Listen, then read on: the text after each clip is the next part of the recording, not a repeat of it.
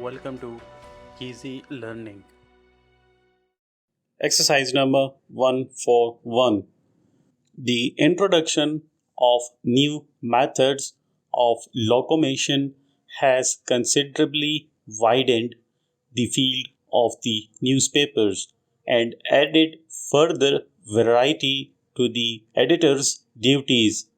Among the most popular modes of traveling is that of motoring, the development of which has been very remarkable indeed.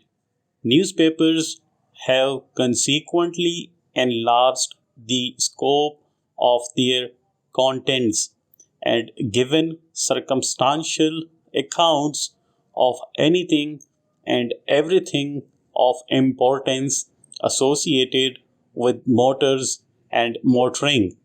There are also periodicals devoted altogether to the interests of motorists.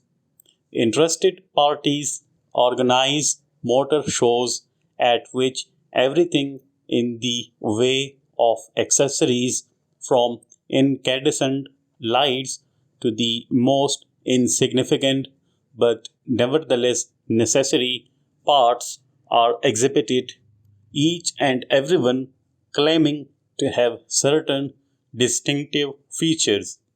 The multiplicity of motors, both public and private, is a source of danger to the general public, for some motorists are unprincipled enough to be reckless in their driving. Such unlawful acts give offense and cause great alarm and inconvenience to those passing along our streets. Therefore, it is urged that those in authority should seek an enlargement of their powers to check excessive speed whenever motors travel through the busy thoroughfares of our cities and towns, and to inflict severer punishments on all who transgress or attempt to transgress the letter of the law. Full stop.